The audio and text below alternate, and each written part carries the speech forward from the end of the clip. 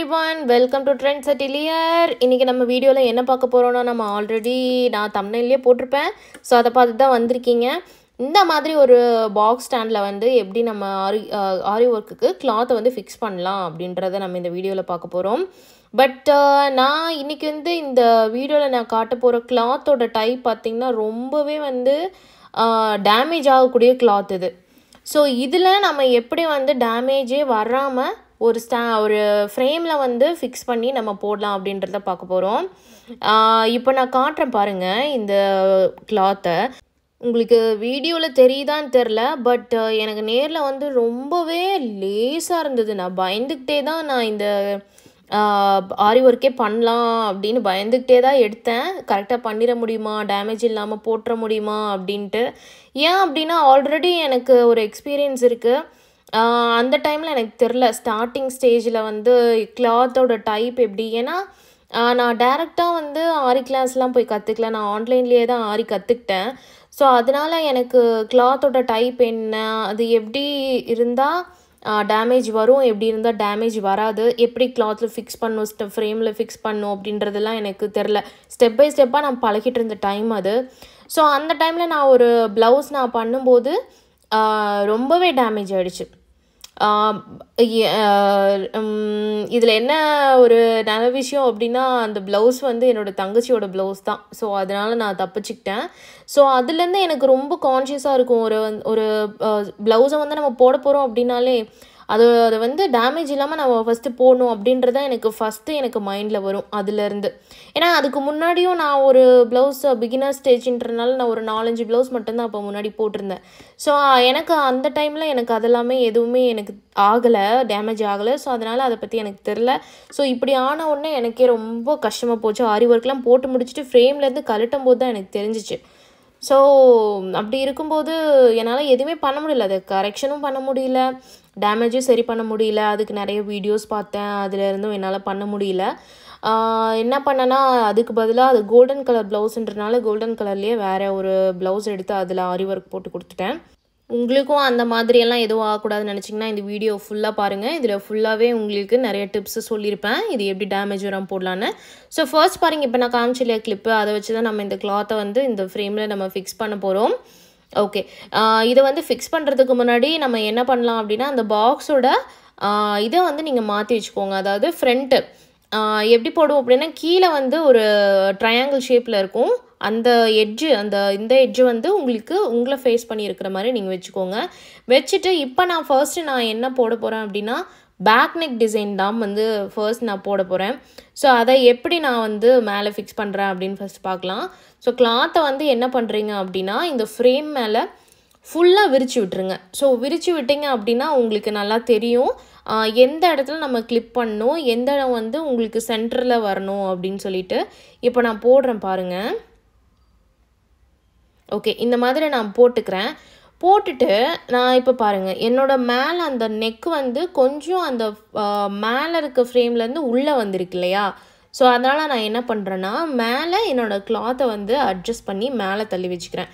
ஏன் அப்படின்னா நான் நெக்கு மட்டும் நான் போட போகிறது கிடையாது, கீழே புட்டாஸ் ஒர்க்கும் நான் வந்து பண்ண போகிறேன் ப்ளவுஸ் ஃபுல்லாக. இதில் இருக்க ப்ளஸ் பாயிண்ட் என்னென்னு பார்த்தீங்கன்னா, ஒரு பேக் நெக் ஃபுல்லாகவே நீங்கள் இந்த ஃப்ரேமில் ஃபிக்ஸ் பண்ணிக்க முடியும். இதுவே ரவுண்ட் ஃப்ரேம் மேக்ஸிமம் 18 இன்ச் இருக்குமா. ஸோ அதில் மாட்டினாலுமே உங்களுக்கு வந்து ஒரு ஃபுல் நெக் வந்து கவர் பண்ணி அந்த ஃப்ரேமில் நம்ம வைக்க முடியாது. இதில் அது ஒரு அட்வான்டேஜை நம்ம சொல்லலாம். ஸோ இப்போ பார்த்திங்கன்னா எனக்கு ஃபுல் பேக் நெக்குமே இங்கே கவர் ஆகிடுச்சு. ஸோ கவர் ஆனதுக்கப்புறம் எல்லாத்துக்குமே இப்படி ஆகும்னு சொல்ல முடியாது, ஒவ்வொருத்தரோட பாடி டைப், பாடி சைஸ் இருக்கு இல்லையா. ஸோ அதுக்கேற்ற மாதிரி நமக்கு சைஸஸும் மாறும். அப்படி இருக்கும்போது நீங்கள் மறுபடியும் கலட்டி மாட்டுற மாதிரி தான் இருக்கும். இப்போ பாருங்கள், நான் ஃபர்ஸ்ட்டு கிளிப் பண்ணிட்டேன், செகண்ட் கிளிப்பும் வந்து நான் இப்படி போட்டுட்டேன். இப்போ நான் வந்து ஒரு சைடு ஃபுல்லாகவே கிளிப் பண்ணி முடிச்சிட்டேன்.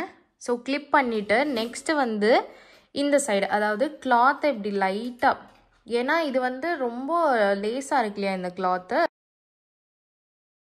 இங்கே பாருங்கள், இந்த மாதிரி லைட்டாக இழுத்து பிடிச்சி இந்த இடத்துல கிளிப் பண்ணால் போதும். இப்போ நான் ஒரு கிளிப் நான் பண்ணி காட்டுறேன் பாருங்கள். லைட்டாக இழுத்தா போதும், லைட்டாக இழுத்து. அண்ட் ஆல்சோ நீங்கள் இங்கே இழுக்கும்போது இங்கே ப்ரெஷர் கொடுத்துடக்கூடாது கிளாத்தில்.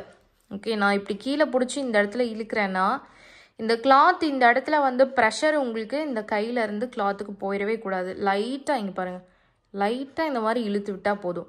ரொம்ப இழுத்திங்க அப்படின்னா இங்கே இருக்கிற த்ரெட் எல்லாமே வந்து உங்களுக்கு பிரிஞ்சு தள்ளி தள்ளி நின்றுக்கும்.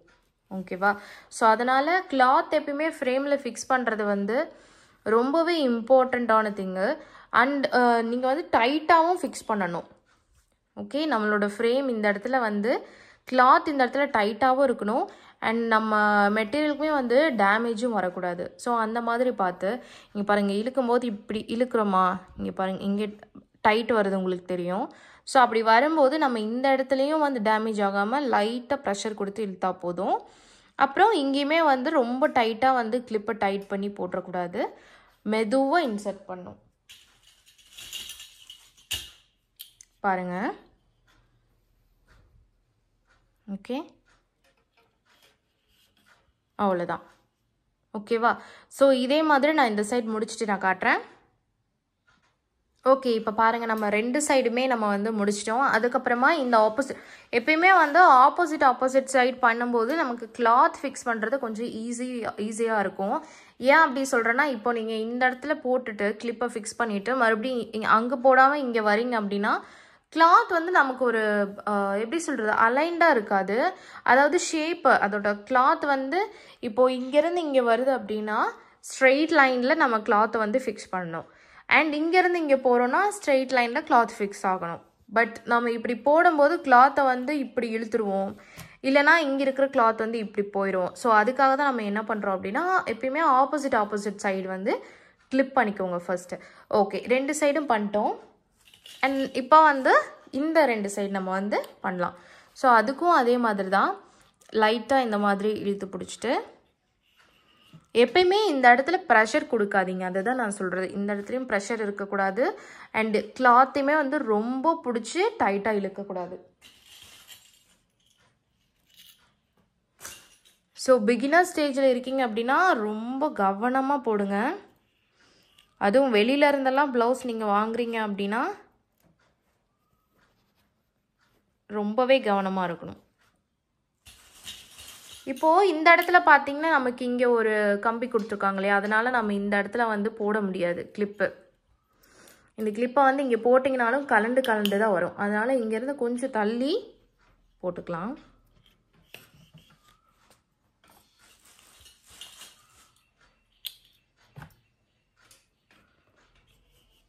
ஓகே, இப்போ இதே மாதிரி வந்து அந்த பக்கமும் போட போகிறோம்.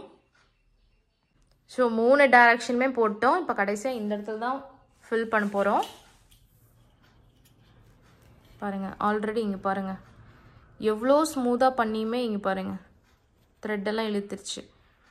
ஸோ அதனால தான் நான் திரும்ப சொல்லிட்டே இருக்கேன், ரொம்ப கேர்ஃபுல்லாக போடுங்க.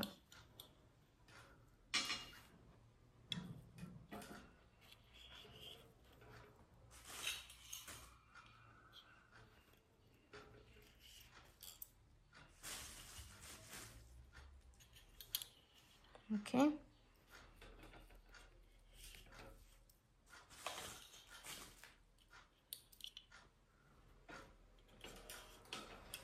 ஓகே, இப்போ எல்லா சைடுமே வந்து நம்ம கிளிப் பண்ணி முடிச்சாச்சு. இப்போ பார்த்தீங்கன்னா நான் உங்களுக்கு வந்து இந்த ஃப்ரேம் ஃபிக்ஸிங் வீடியோ ஆல்ரெடி போட்டிருப்பேன். ரவுண்ட் ஃப்ரேமில் எப்படி கிளாத்தை ஃபிக்ஸ் பண்ணுறது, ஒரு நிமிஷம், ரவுண்ட் ஃப்ரேமில் எப்படி கிளாத் ஃபிக்ஸ் பண்ணுறது அப்படின்ற வீடியோ வந்து உங்களுக்கு முன்னாடியே போட்டிருப்பேன். அதில் வந்து ஒரு இம்பார்ட்டண்ட்டான ஒரு விஷயம் சொல்லியிருப்பேன். என்னென்னா நம்ம கிளாத்தை வந்து தட்டி பார்க்கும்போது சவுண்டு வரணுன்ட்டு. அப்போ தான் நம்ம கிளாத்தை வந்து சரியாக ஃபிக்ஸ் பண்ணியிருக்கோன்னு அர்த்தம். இங்கே லைட்டாக எனக்கு லூஸ் தெரியுது, இப்படி அழுத்துனா உள்ளே போகக்கூடாது கிளாத்து. ஓகே, ஏன்னா நம்ம ரொம்ப ஃபஸ்ட்டு கிளிப் பண்ணும்போது எப்பயுமே ஃபஸ்ட்டே ரொம்ப இழுத்து போடணுன்னு அவசியம் கிடையாது.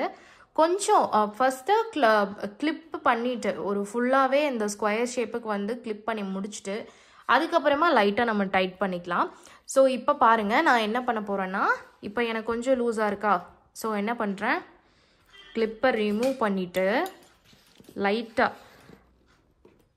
லைட்டாக இழுத்து கிளிப் பண்ணிக்கிறேன். ஓகே, இந்த கிளிப்பு வந்து நல்லா உள்ளே போயிருக்கணும், இப்படி வெளியில் இருக்கக்கூடாது. ஓகே, ஸோ அதே மாதிரி இப்போ இந்த இடத்துல இப்போ இங்கே சவுண்ட் கேட்குதா? ஸோ இதே சவுண்ட் வந்து எல்லா இடத்துலையும் கேட்கணும். ஸோ அந்த மாதிரி இதை வந்து ஃபிக்ஸ் பண்ணிக்கணும். ஓகே, லைட்டாக ரிமூவ் பண்ணிவிட்டு ஓகே. ஸோ எனக்கு இப்போது டைட் ஆகிடுச்சு. இதுக்கப்புறமா வந்து நம்ம ஒர்க் பண்ண ஸ்டார்ட் பண்ணலாம். ஓகே, இந்த மாதிரி தான் இருக்கும் பாருங்கள். இந்த மாதிரி எல்லா சைடுமே வந்து கிளிப் பண்ணிவிட்டு நீங்கள் இதுக்கப்புறமா ஒர்க் பண்ண ஸ்டார்ட் பண்ணலாம். இப்போ இதில் இன்னொன்று என்னன்னா, நம்ம எப்பயுமே கீழேருந்து தான் நம்ம த்ரெட் எடுப்போம் இல்லையா? நமக்கு ஒர்க் வந்து கீழேயும் இருக்குது. ஸோ கீழேருந்து மேலேயும் த்ரெட் எடுப்போம். ஸோ இந்த கிளாத் இருக்கும்போது நமக்கு கொஞ்சம் டிஸ்டர்ப் ஆக சான்ஸ் இருக்குது. ஸோ என்ன பண்ணுவோன்னா, அதை வந்து செக்யூர் பண்ணுறதுக்கு இந்த மாதிரி கிளிப்ஸ் கிடைக்குது. ஓகே, நான் இது வந்து ஃப்ளிப்கார்ட்டில் தான் வாங்கினேன். சப்போஸ் இதோட லிங்க் வேணுன்னா சொல்லுங்கள். இந்த சாரீ டிராப்பிங்லாம் பண்ணுவாங்க இல்லையா? ஸோ நான் அதுவும் பண்ணிகிட்ருக்கேன். ஸோ அதுக்காக நான் வாங்கின கிளிப் தான் இது. இதை வந்து நான் இதுக்கும் யூஸ் பண்ணிகிட்ருக்கேன். எப்படி பண்ணலான்னு பாருங்கள். ஃபர்ஸ்ட் இந்த ப்ளவுஸ் இருக்கு இல்லையா? ஸோ இதை வந்து இந்த மாதிரி ஃபோல்ட் பண்ணிக்கலாம் ஃபர்ஸ்ட்டு. ஓகே, நான் இந்த மாதிரி ஃபர்ஸ்ட்டு ஃபோல்ட் பண்ணிக்கிறேன்.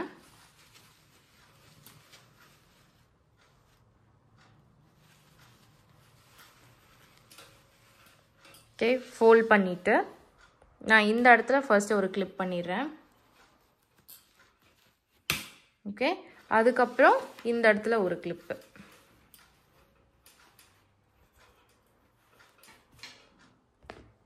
இந்த இடத்துல ஒரு கிளிப் போட்டுறேன். ஓகே, இப்போ நமக்கு கீழேருந்து மேலே த்ரெட் எடுக்கிறது வந்து ஈஸியாக இருக்கும். ஆக்சுவலி இதுதான் ஃப்ரண்ட்டு.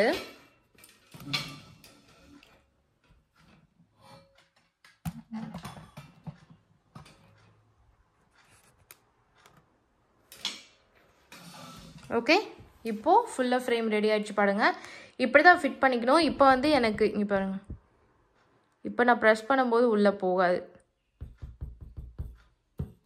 சவுண்டு கேட்குது பார்த்தீங்களா?